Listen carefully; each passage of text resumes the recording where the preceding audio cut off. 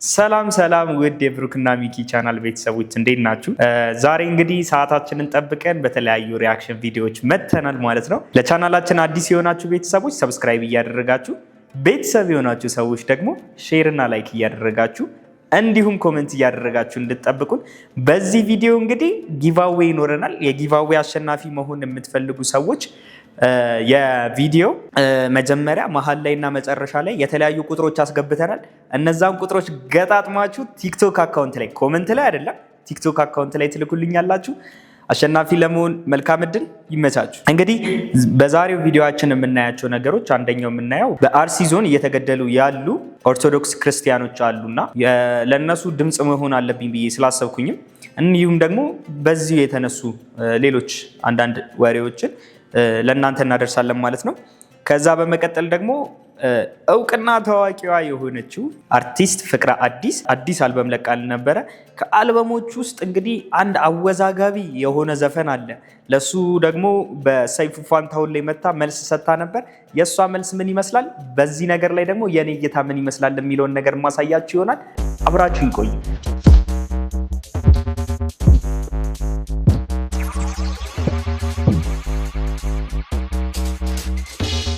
እሺ እንግዲህ ወደ መጀመሪያው ቪዲዮአችን ስንመጣ ይሄንን ነገር ጭራሽ የማታውቁት ሰዎች ካላችሁ አንዳንድ ነገር እንድናቅ ከመጀመሪያው ቪዲዮ ላሳያችሁና እንቀጥላለን። እጅግ አሳዛኝ የተባለ መረጃን አስመልክቶ ቅዱስ ሲኖዶስ መግለጫ ወጥቷል። በዚህም ታዲያ ባለፉት አንድ ሳምንታት ብቻ ወደ 25 የሚጠጉ ክርስቲያኖችም ህይወታቸው ማለፉ ተሰምቷል። የኢትዮጵያ ኦርቶዶክስ ተዋሕዶ ቤተክርስቲያን ቋሚ ሲኖዶስ መግለጫ የሰጠ ሲሆን በዚህም ታዲያ በኦሮሚያ ብሔራዊ ክልላዊ መንግስት በምስራቅ አርሲ ዞን አስተዳደር በጉና በመርቲ በሽርካና በሆሎንቆ ዋቢ ወረዳዎች ውስጥ በሚገኙ የኢትዮጵያ ኦርቶዶክስ ተዋሕዶ ቤተክርስቲያን እምነት ተከታዮች ላይ ጥቅምት 14 ለ15 ወደ 17 የሚጠጉ ክርስቲያኖች እንዲሁም ደግሞ ጥቅምት 17 ለ18 ደግሞ ከወረዳ 3 ክርስቲያኖች እንዲሁም ደግሞ ጥቅምት 18 ለ19 ደግሞ በሆንቆሎ ወረዳ 5 ክርስቲያኖች በድምሩ በ2018 ዓ.ም ብቻ 25 ኦርቶዶክሳውያን ወገኖቻችን ሀገራችንን ምድራችን ብለው በሰላም በተኙበትም በድንገት ማንነታቸው ባልታወቀ ታጣቂዎችም በአሰቃቂ ሁኔታ እንደተገደሉና ግድያውም ከዕለት ወደ ዕለት እየተባባሰ መሆኑንም የምስራቅ አርሲ ሀገረ ስብከት ጽሕፈት ቤት የላከውን ሪፖርት ቋሚ ሲኖዶስ የተመለከተውና በከባድና ጥልቅ ሐዘን ስሜት ውስጥ ሆኖ እንደሆነ ገልጿል። ይህንን እጅግ አሳዛኝ የተባለ ጥቃትን ያወገዘው ቋሚ ሲኖዶስ የሚመለከተው መንግስታዊ አካላትም ይህንን ኢሰብአዊ የሆነ ተግባር በጽኑ በማውገዝና በህገ መንግስቱ የተረጋገጠውን በህይወት የመኖርና የእምነት ነፃነት መብትን እንዲያስከብሩልን ይህንን አስነዋሪ ድርጊትም የፈጸሙትን ህገወጥ ግለሰቦችን ለህግ በማቅረብ የህግ የበላይነትን ከማረጋገጥ በተጨማሪም በቀጣይ እንዲህ አይነት ህገወጥ ተግባር እንዳይደገም አስፈላጊውን የተባለ የህግ ከለላ በመስጠትም ኃላፊነታቸውን እንዲወጡ ቋሚ ሲኖዶስ መንፈሳዊ የተባለ ጥሪውን ማቅረቡን ተመልክቻለሁ። በዚህ ጥቃት ለሞቱ ወገኖቻችን ነፍስ ይማር። ለቤተሰቡ በተለያዩ ወረዳዎች ማለትም በጉና በመርቲ በሸርካና በሆሎንቆ ዞን አስተዳደር ውስጥ ያሉት ምዕራብ አርሲ ውስጥ ያሉ ቦታዎች ላይ ነው እንግዲህ እነዚህ አስከፊ የሆኑ የመግደል ሁኔታዎች የተካሄዱት ማለት ነው። እንግዲህ እንደዚህ አይነት ነገሮች ስንሰማ የመጀመሪያችን አይደለም። ከዚህ በፊትም ከ2016 ጀምሮ እንደዚህ አይነት ነገሮች ሲከሰቱ ነበረ እና እኔ እንደ አንድ ኢትዮጵያዊ ከዛም በመቀጠል ደግሞ እንደ ኦርቶዶክስ ሰው ልል የምፈልገው ነገር እነዚህ ነገሮች በጊዜ መቆም መቻል አለባቸው። እንግዲህ ማድረግ የምንችለው ነገር ድምፃችንን ለማሰማት መሞከር ነው። ስለዚህ እንደ አንድ ኦርቶዶክስ ወጣት እንዲሁም ደግሞ እንደ አንድ ኢትዮጵያዊ ሰው ለማለት የምፈልገው ነገር ምንድን ነው? እባካችሁ እንደዚህ አይነት ነገር እንዲቆም ሁላችንም በአንድነት ሆነን ድምፅ መሆን የምትፈልጉ ሰዎች እዚህ ኮሜንት ስር እየገባችሁ ሁላችሁም ሀሳባችሁን ንገሩኝ። ከዚህ ጋር በተያያዘ እንግዲህ የተለያዩ ቲክቶከሮች በዚህ ዙሪያ የሰጡት ሀሳብ አለ፣ መግለጫ አለና ከዛ አንጻር እስኪ ምን እንዳሉ ደግሞ እንመልከት። ለሰው ድምፅ መሆን ካለ ነገር ምንም አያጎልብንም እና ብዙ ኦርቶዶክሳውያን በአርሲ እየተገደሉ ነው። ወንድም እህቶቻችን፣ ህፃናት ለመስማት በሚሰቀጥጥ መልኩ እንግዲህ እኛ መስማት የከበደን እነሱ ላይ ተደርጎ ስናይ በጣም ህመም አለው እና ሰው ስትሆኑ በቃ ለሰው መድረስ ነው ትልቁ ጎላችሁ መሆን ያለበት። በቃ ከዛ በላይ ምንም የለም። ለእነዚህ በግብፅ ለተገደሉ ወንድሞቻችን እንግዲህ ሁላችንም ድምፅ ልንሆን ይገባል። በተለይ ቲክቶከሮች ከእናንተ ምንም የሚያጎለው ነገር ሰው ሆናችሁ መቆም ስላለባችሁ ብቻ ይሄን ማድረግ አለባችሁ እና ከልባችን ህመም ተሰምቶናል። ሁላችንም እግዚአብሔር በቃችሁ እንዲለን ተንበርክከን እንጸልይ። ለኦርቶዶክሳውያን ለቤተሰቦቻቸው እንግዲህ መጽናናትን እንመኛለን። በጣም ህመም ያለው ነገር ነው። እግዚአብሔር እንግዲህ በቃችሁ ይበለን። ሁላችንም ድምፅ ልንሆን ይገባል። ሰላማችሁ ይብዛል። እንግዲህ እንደተመለከታችሁት ነው። ሌሎችም ደግሞ ከኦርቶዶክስ ሃይማኖቶችም ደግሞ ሌላ እንደዚህ ድምፅ ለመሆን የተለያዩ ቲክቶከሮች ድምፅ ለመሆን ቪዲዮ ሰርተዋል። የእነሱንም ቪዲዮዎች ደግሞ የእነሱንም ማሰብ ደግሞ እንመልከት። የእጃቸውን የስራቸውን ያገኙ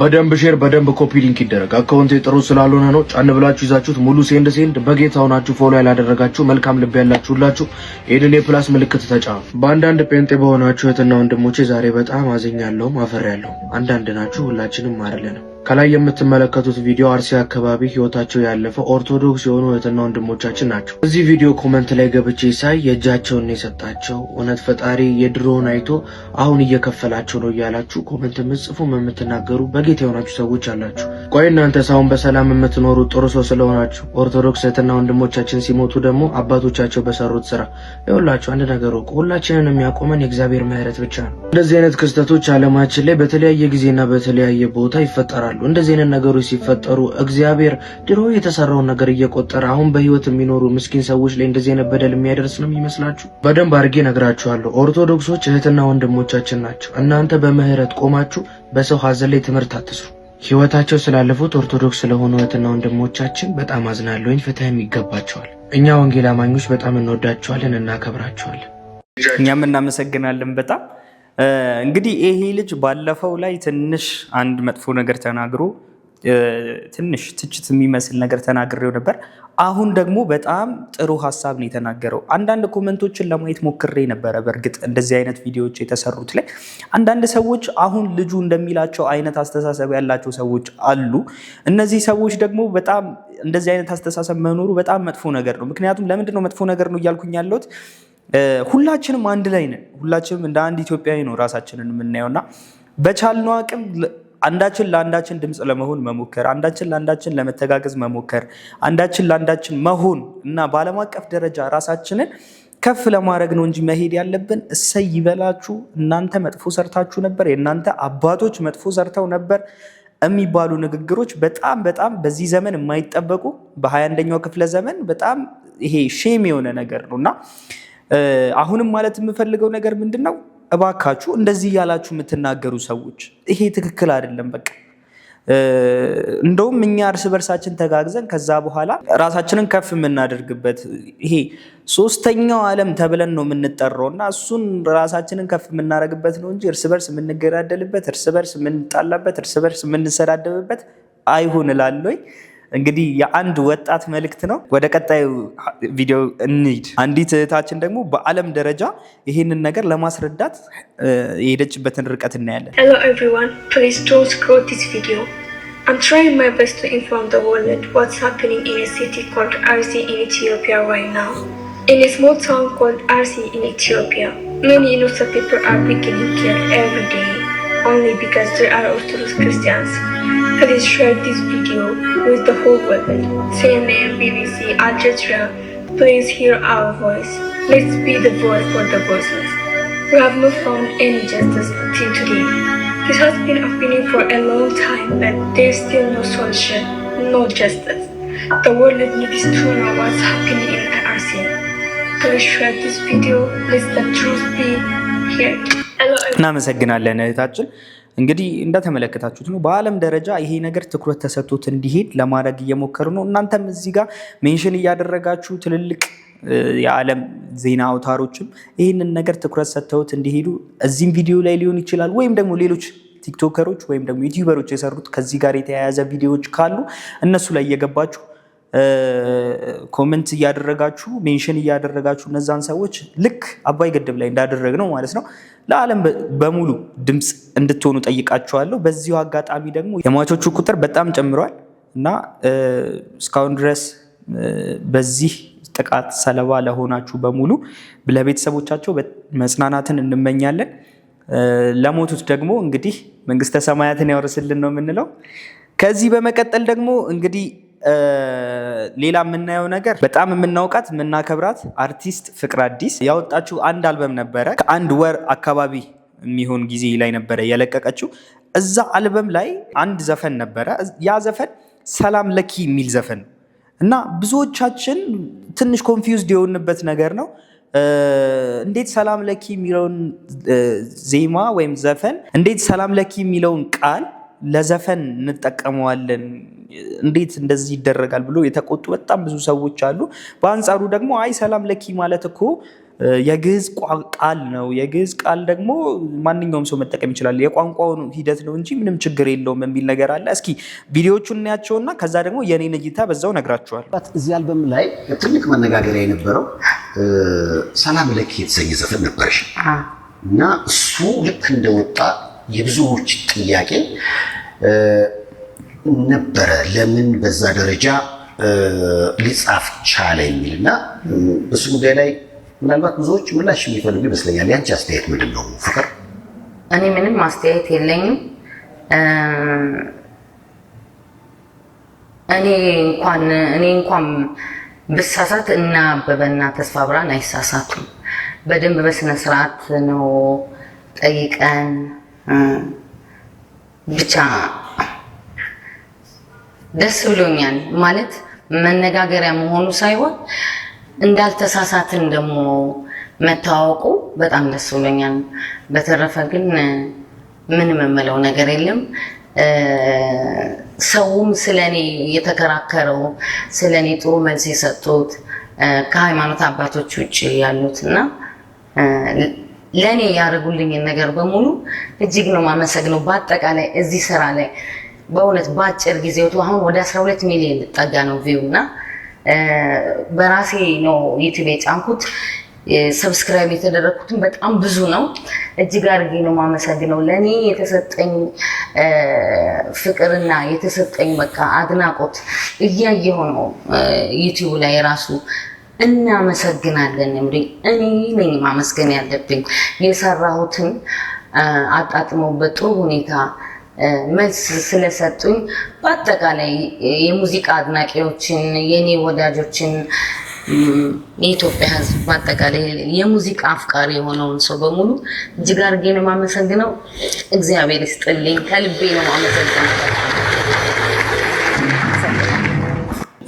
እንግዲህ እንደሰማችሁት ነው አነጋገሪያ መሆኑ ሳይሆን ነገር ግን የሰጣችሁን ፍቅር ደስ ብሎኛል ነው። ግን ስፔሲፊክሊ በዚህኛው ነገር ለዚህ ሰላም ለኪ ለሚለው ቃል የተሰጠ አንድ ኤክስፕላኔሽን አለና እሱን እንስማው። በመሰረቱ ትናንትና ይሄ ሁለት ቀን መነጋገሪያ ሆነ። ብዙ ጥያቄዎች ወርሰዋል። ብዙዎቹ መልካም ናቸው፣ ግን አልፎ አልፎ ግጥሙን ካለማንበብ ካለመረዳት የተነሳ የሚመጡ ችግሮች አሉ እና ለምሳሌ ዕብራይስጥ የሚናገር ሰው፣ አረብኛ የሚናገር ሰው፣ እንግሊዝኛ የሚናገር ሰው እመቤታችንን ሰላም ለኪ የሚላት በምንድን ነው? በግዕዝ ነው እንዴ? አይደለም፣ በራሱ ቋንቋ ነው። በእንግሊዝኛ ሰላም ለኪ ሌላ ነው ቃሉ።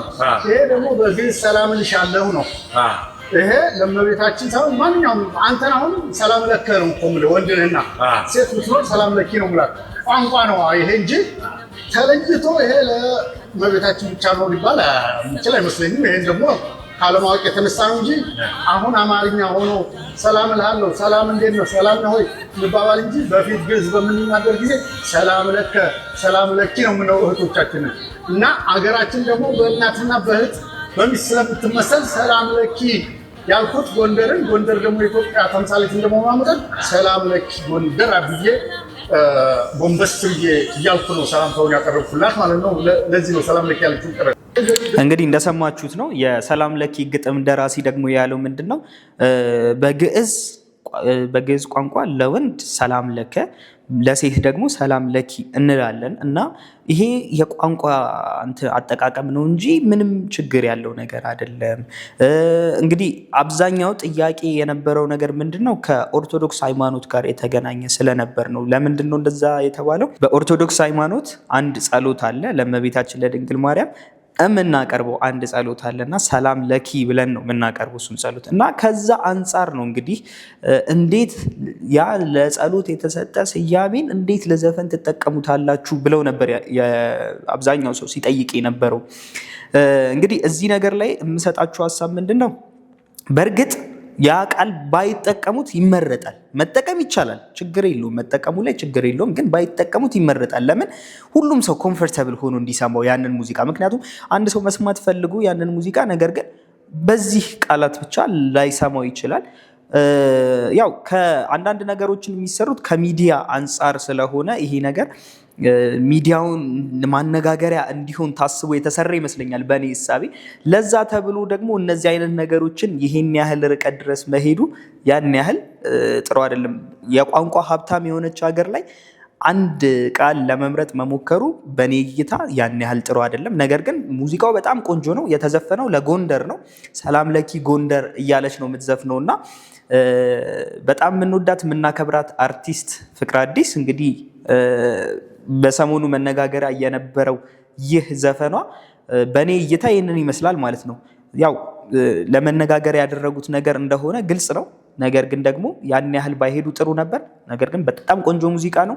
መጠቀም አይችሉም እኮ ለምትሉ እህት ወንድሞቼ፣ አባት እናቶቼ ደግሞ መጠቀም ይችላሉ። ምክንያቱም ለምሳሌ ሰላም እንዴት ናችሁ ካልኩኝ እኔ ሰላም እንዴት ናችሁ የሚለው በአማርኛ ስለሆነ ነው። ሰላም ለኪ ካልኩኝ ደግሞ ለሴት ሰላም እንዴት ነሽ እያልኩኝ ነው ማለት ነው በግዕዝ ቋንቋ። ስለዚህ ያንን መጠቀም ይችላሉ። ባይጠቀሙት ይመረጥ ነበር። ከተጠቀሙትም ግን ምንም ማድረግ አይቻልም ማለት ነው። የዛሬው ቪዲዮ ይሄንን ይመስል ነበረ። በቀጣይ ደግሞ አሪፍ ወቅታዊ ጉዳዮችን ይዘንላችሁ ምንመጣ ይሆናል። የጊቫዌ አሸናፊ ለመሆን እንዳልኳችሁ አሁን እዚህ ጋር መጨረሻው ላይ ያለውን ቁጥር፣ መሀል ላይ ያለውን ቁጥር እና መጀመሪያ ያለውን ቁጥር አንድ ላይ ገጣጥሞ ኮመንት ላይ ሳይሆን ቲክቶክ ላይ ኢንቦክስ ላኩልኝ። ከዛ በኋላ አሸናፊውን ከዛ ውስጥ አወዳደር የምንሸልም ይሆናል። አብራችሁኝ ስለቆያችሁ አመሰግናለሁ። እወዳችኋለሁ። ቻው